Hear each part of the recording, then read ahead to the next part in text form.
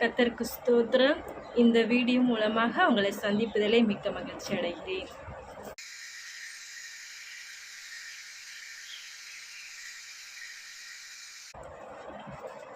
நீங்கள் எத்தனை பேருக்கு தேங்க்யூ சொல்லியிருக்கிறீங்க? Good morning ma'am, thank you ma'am. ஸ்கூலில் டீச்சர்ஸ், டாக்டர்ஸை பார்த்தா டாக்டர்ஸ்க்கு, அப்புறம் வேறு டிரைவர், ஆட்டோ டிரைவருக்கு நம்ம தேங்க்யூ சொல்லுவோம். வேறு யாருக்கெல்லாம் நம்ம தேங்க்யூ சொல்லுவோம்? பேங்க் மேனேஜர், பேங்க்குக்கு போனால் அங்கே ஒவ்வொருத்தரும் ஹெல்ப் பண்ணுவாங்க நம்மளுக்கு, அப்போ நம்ம தேங்க்யூ சொல்லுவோம். வேறு யாருக்கெல்லாம் தேங்க்யூ சொல்லுவோம்?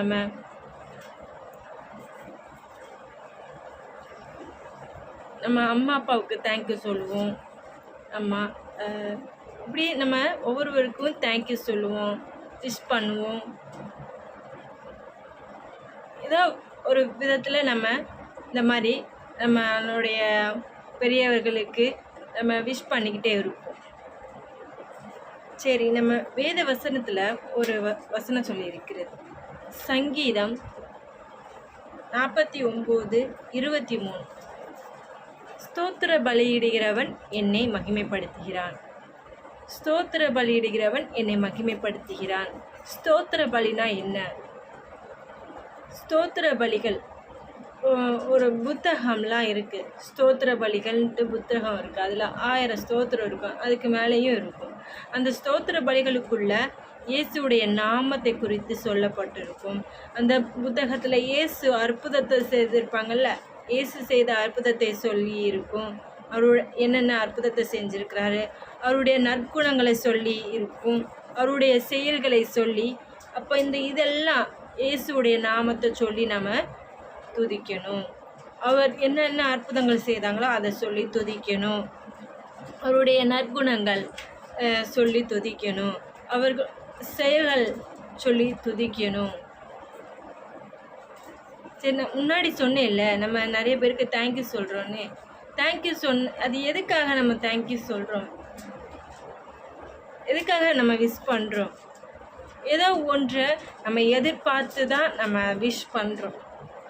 அவங்கள்ட்ட ஏதோ ஒன்று இருக்கிறதுனால நம்ம அவங்கள்ட்டேருந்து ஏதாவது பெற்றுக்கொள்ளணும்னு சொல்லி நம்ம விஷ் பண்ணுறோம், அவங்கள தேங்க்யூ சொல்கிறோம், அவங்களிடத்துல நம்ம பழகுறோம்.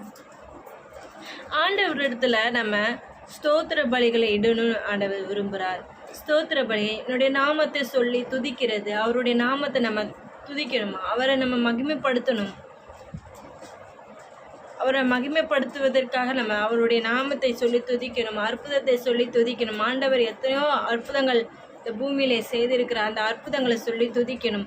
அவருடைய அதிசயங்கள், நற்குணங்கள், சாந்தம், அவருடைய சாந்தம், நீடிய பொறுமை உள்ளவர், அப்படி சொல்லி துதிக்கணும். அவருடைய செயல்கள், அவர் கேடகமாக இருக்கிறவர், அவர் துர்கமாக இருக்கிறவர் அப்படின்னு அவருடைய வார்த்தைகளை சொல்லி நாம் துதிக்கணும், ஆண்டவரை துதிக்கணும்.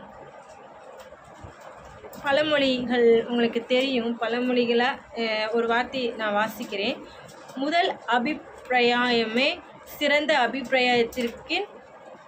அபிப்பிராயத்திற்கான கடைசி அபிப்பிராயம். முதல் first impression is the best impression of last impression.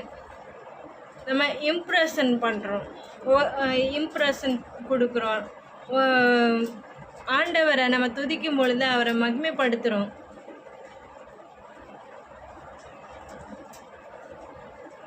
ஸ்தோத்திர பலியிடுகிறவன் என்னை மகிமைப்படுத்துகிறேன். நம்ம ஆண்டவரை மகிமைப்படுத்த நிறைய காரியங்கள், நம்மளுடைய நம்மளுடைய அனுதினமும் நடக்கிற காரியங்களில் ஆண்டவர் நம்மளுக்கு பெரிய பெரிய காரியங்களை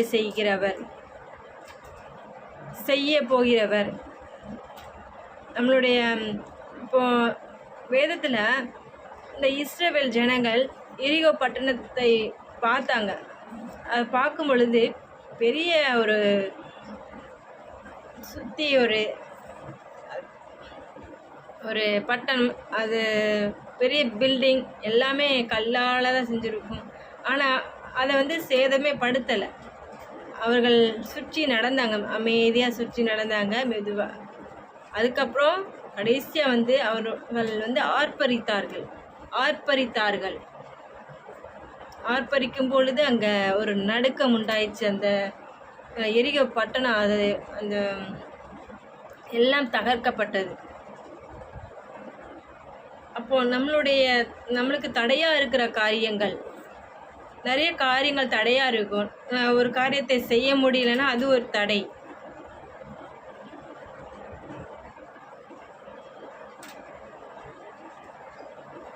தூக்கம் வரலையா, அது ஒரு காரணம். ஏதோ ஒரு காரணம் தூக்கம் வராததுக்கு. நம்ம வேண்டாததில் எண்ணங்களை கொண்டு நம்மளுடைய மனசில் சேர்த்து வைக்கிறது, அதனால் தூக்கம் வருவதில்லை. அதெல்லாம் ஒரு காரியங்கள், தடைகள்.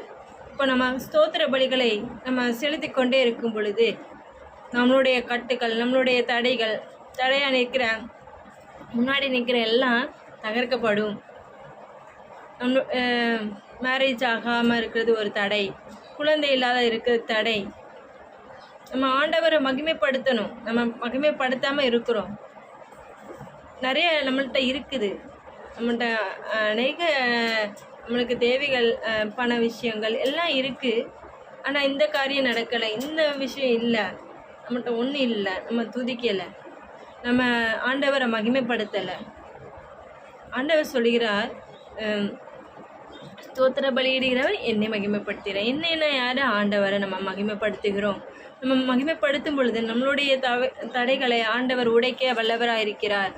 நமக்கு திருமணம் ஆகலையா, நமக்கு திருமணத்தை அவர் உண்டு பண்ண வல்லவராக இருக்கிறார். கடனை அடைக்க ஆண்டவர் கிருபை செய்வார். நம்ம துதிக்கணும். நம்மளுடைய துதியினாலே நம்மளுடைய காரியங்கள் எல்லாவற்றையும் செய்ய முடியும். ஆண்டவரை நம்ம இம்ப்ரெஷன் பண்ணணும். நம்ம செய்வோமா? கர்த்தர் உங்களை ஆசீர்வதிப்பாராக. ஆமென்.